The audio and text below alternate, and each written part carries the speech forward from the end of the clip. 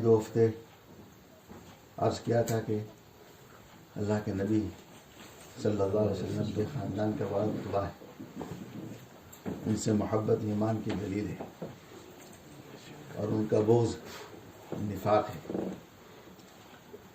इसलिए कोई सादात ऐसा नज़र आए जिनमें दीन बज़ाहिर न हो, तब भी आदमी उसकी बुराई न करे, आप सल्लल्लाहु अलैहि वसल्लम की निस्बत की वजह से उसको माफ़ कर दे।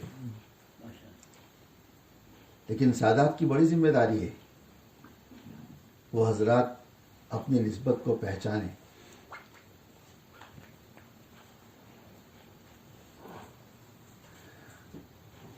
देखो, हमें किसी पर इल्ज़ाम नहीं लगाना है कि झूठे सादात है, सच्चे सादात है। अल्लाह का मामला अल्लाह के साथ है। जो आदमी अपना नसब गलत बयान करेगा उस पर वईद है, और गैर सादात अपना नसब सादा साद मुंतसिब करे तो और बड़ी वईद है, उस पर और बड़ा गुनाह है।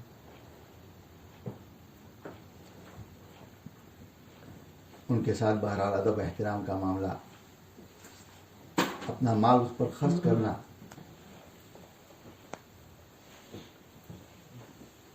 एक बुजुर्ग का वाक़या लिखा है किताबों में, शायद फ़ज़ाइल हज में भी हो, मुझे याद नहीं, लेकिन और जगह तो पढ़ा नहीं। एक काफिला हज में जाने लगा तो एक बुजुर्ग भी साथ हो गए।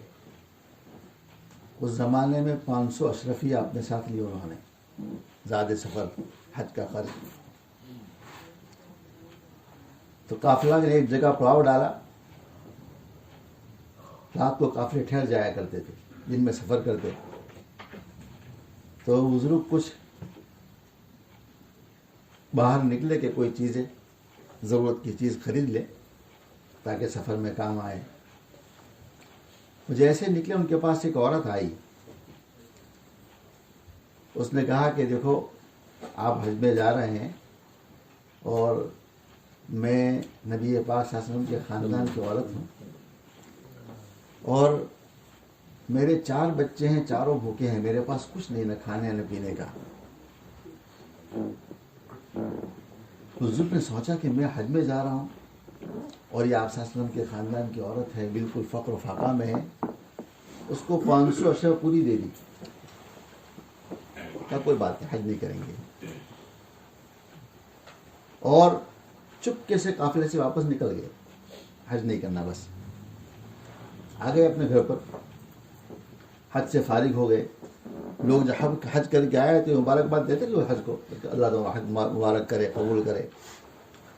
कहा, जिनसे मैं मिलता, अल्लाह तुम्हारा हज कबूल करे, वही मुझे दुआ देता, अल्लाह तुम्हारा हज भी कबूल करे। तो 1 2 3 4 5 सब साथी मुझे मुबारक। मैंने कहा, मैं तो हज में था नहीं, ये मुझे बार बार सब कह रहे हैं अल्लाह तुम्हारा हज मुबारक करे। हमने आपको मताफ में देखा, किसी ने कहा हमने आपको मीना में देखा, किसी ने कहा अरफात में देखा। मैं बड़ा परेशान, अल्लाह की शान। रात को मैं सोया तो मुझे आप सल्लल्लाहु अलैहि वसल्लम की ज़ियारत हुई। तो आप साहब ने इरशाद फरमाया कि आपने मेरी एक ख़ानदान की अदना औरत, यानी बज़ाहिर कोई बुजुर्ग औरत नहीं थी, सादात तो है, अदनानी आला है, मगर सादात में दर्जात होने, तुमने उनके साथ एक एहसान किया है। हमने अल्लाह से दुआ कर दी है। क्या दुआ कर दी? कि अल्लाह पाक ने तुम्हारी शक्ल में एक फरिश्ता पैदा कर दिया, क़यामत तक हज करता रहे। अब तुम हज करो ना करो, खत्म, छुट्टी तुम्हारी। एक कुर्बानी 500 दिनार की कर दी, एक आप सल्लल्लाहु अलैहि वसल्लम के ख़ानदान की निस्बत की वजह से अल्लाह ने क़यामत तक के लिए एक फरिश्ते को मुतय्यन कर दिया, तुम्हारी तरफ से हज होता रहेगा। ये इसलिए बहुत एहतिमाम से, हमारे मुआशरे में इसका रिवाज नहीं है, हम लोग जानते भी नहीं हैं, बल्कि हम उनको कुछ अलग अल्फाज से खिताब कर देते हैं।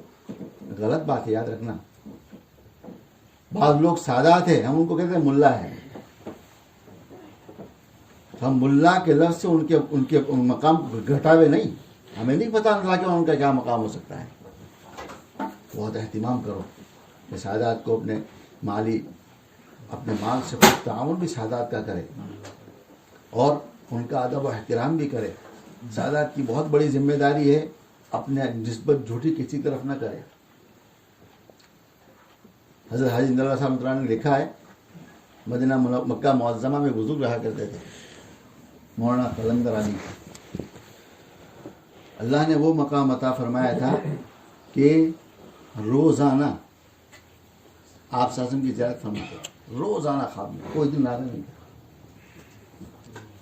हाजी साहब ने खुद लिखा, कहा एक दिन ऐसा हुआ कि एक ऊँट वाला शुतुरवान, उसके बेटे से कोई हरकत हुई तो मौलाना कलंदर साहब ने उनको तमाचा मार दिया। बस एक तमाचा मारा, उस दिन से रात की ज़ियारत खत्म हो गई।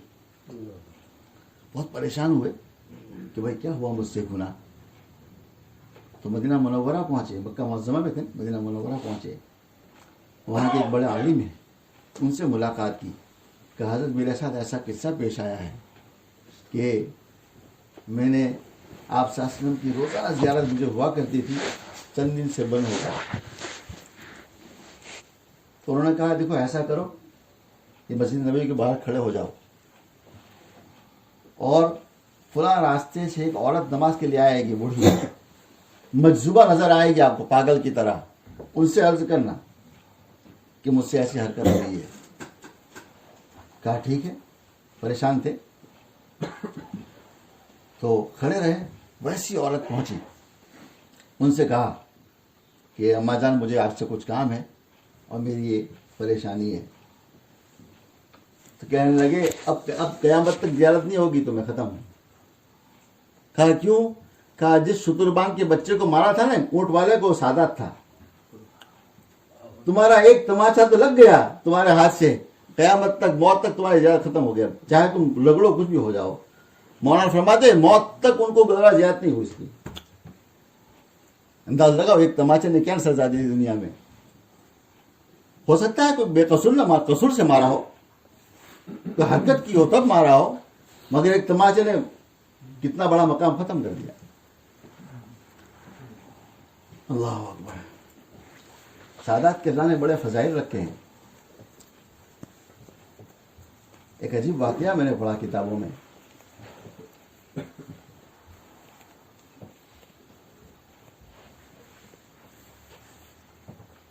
अल्लाह अकबर। एक औरत ने दावा किया, गरीब थी, बादशाह के सामने आई और बादशाह से कहा कि मैं सादात के घराने की हूँ, मुझे कोई माली ताउन करे।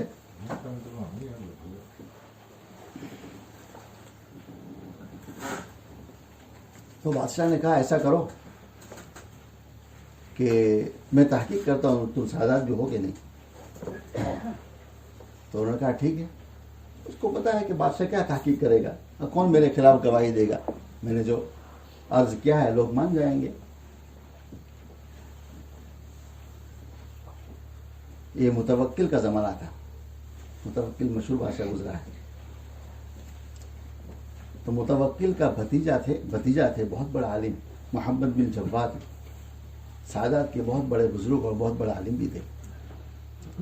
तो मुतवक्किल ने शेख मोहम्मद बिन जव्वाद को बुलाया। कहा ये औरत कह रही है मैं सादात हूँ, आप इसकी तहकीक कर रहे, चूंकि आप तो पक्के सादात हैं, सादात के बड़े बुजुर्ग हैं। कहा कि चल मिनट में तहकीक कर लूँगा कि सादात है कि नहीं। तो बादशाह को कहा मोहम्मद बिन जव्वाद रहमहुल्लाह ने कि उनको ऐसा करो, मैदान में एक शेर छोड़ दो और सादात औरत को उसके सामने रख दो। फिर फरमाया देखो अल्लाह पाक ने सादात पर शेरों को हराम कर दिया है, कोई सही सादात होगा शेर उसको फाड़ नहीं खाएगा, हमला भी नहीं करेगा। ये बहुत बड़े बुजुर्ग है, सादात के आलिम, वो कह रहे हैं बादशाह को, मुतवक्किल को, किसी सादात पर अल्लाह पाक ने सिबा भेड़िए को हराम कर दिया है, उन पर हमला नहीं कर सकता। तो औरत को कहा मुतवक्किल ने कि तुम्हारे तजवीज़ हुई है कि तुम्हें मैदान में छोड़ेंगे, शेर तुम्हारे पास होगा, क्या तोबा मैं झूठी हूँ, मैं सादात नहीं हूँ, हाँ मेरी जान जाएगी, अभी बात खत्म हो गई। तो मुतवक्किल से लोगों ने कहा कि मुतवक्किल मोहम्मद बिन अली जव्वाद रहमो का यह दावा है कि अल्लाह पाक ने शेर सादात पर शेर को हराम कर दिया है, खुद उनको आजमाओ, ये भी सादात है कि नहीं? कहा ठीक है। तो बादशाह ने अपने महल के सहन में 3 शेर छोड़े और मोहम्मद जवाद को बुलाया कि आपने उस औरत के बारे में ये कहा कि उसको आजमाओ कि सादात में से है कि नहीं। कहा लोगों का दावा हम तुम्हारे में, कहा आजमा दो।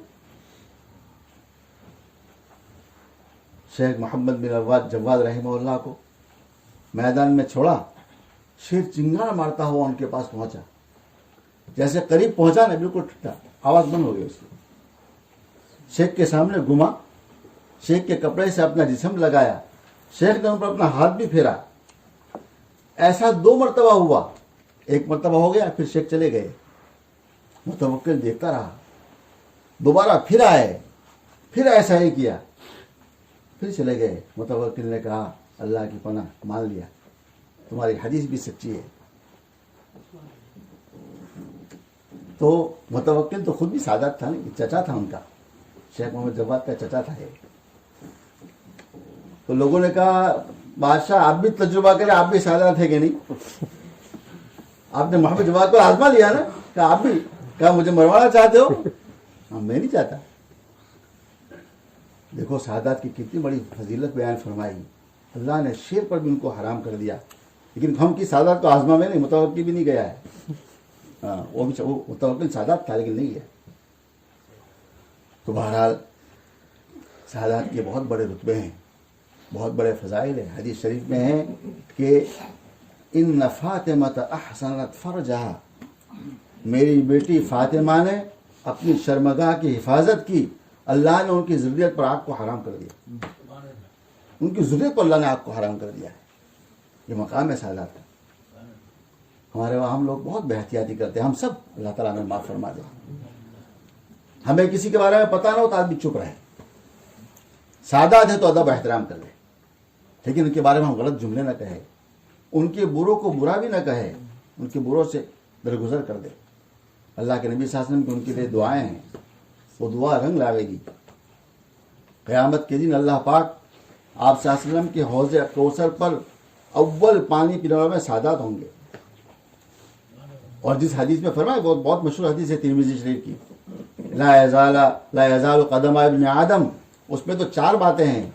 एक हदीस में एक जुमला उसमें साथ और भी है कि अल्लाह पाक क़यामत के दिन आदमी कदम हटावेगा नहीं जब तक उस 5 बात का सवाल न कर ले। उसमें एक बात यह है कि मेरे अहले बैत की मोहब्बत का भी सवाल होगा उनसे, कि इसके दिल में अहले बैत की मोहब्बत है कि नहीं है, उसका भी सवाल होगा। और हदीस मैंने बयान फरमाया, एक बार मैं हदीस बयान की थी ना कि अहले बैत का बुग़्ज़ खालिस मुनाफिक कर सकता है, ईमान वाला अहले बैत का बुग़्ज़ नहीं करेगा। इसके दिल में ईमान होगा, वो अहले बैत से मोहब्बत रखेगा। इसलिए बहुत एहतिमाम करना चाहिए हमें। देखो इस पर मुझे एक हदीस वो भी याद आ गया साथ साथ कि खालिस मुनाफिक, जिसके दिल में अहले बैत का बुग़्ज़ हो, हदीस में फरमाया खालिस मुनाफिक जिसके दिल में उलमा का बुग़्ज़ हो, खालिस मुनाफिक उसको फरमाया जिसके दिल में उलमा का बुग़्ज़ हो। बहुत एहतिमाम करना चाहिए हमें। हमारे मुआशरे में हम उलमा के बारे में बहुत बकवासें करते रहते हैं, जो ज़ुबान पे आया हम सब देते हैं। किसका ताल्लुक अल्लाह के साथ हमें कुछ पता नहीं है। हमें चाहे कोई नजर आता हो, उसका अल्लाह के साथ क्या ताल्लुक हो। हदीस कह रही है जिसके दिल में उलमा का बुग़्ज़ हो खालिस मुनाफिक है। और इमाम हनीफा ने लिखा है कि जिसके दिल में उलमा का बुग़्ज़ होगा खीफ़ अलैहिल कुफ्र, उस पर कुफ्र का खौफ है, कुफ्र का खौफ है। इसलिए उलमा से अपना बुग़्ज़, अपने दिल को पाक साफ करो, सादात से अपने दिल को पाक साफ करो। अल्लाह ताला हम सबको अमल की तौफीक अता फरमा दे। पहले भी मैं अर्ज़ कर दिया था कि हमारे बाटली में माशाअल्लाह राब्ता के उलमा ने मुस्तकिल एक जमात बनाई है। पूरी दुनिया में जहाँ जहाँ सादात उनको नज़र आएंगे, मिलेंगे, तहकीक कर रहे हैं, फहरिस्त बना रहे हैं, उनको वो हज़रत पूरे साल उनका ताउन करेंगे। उनके लिए बाकायदा उन्होंने जमात बना दी है।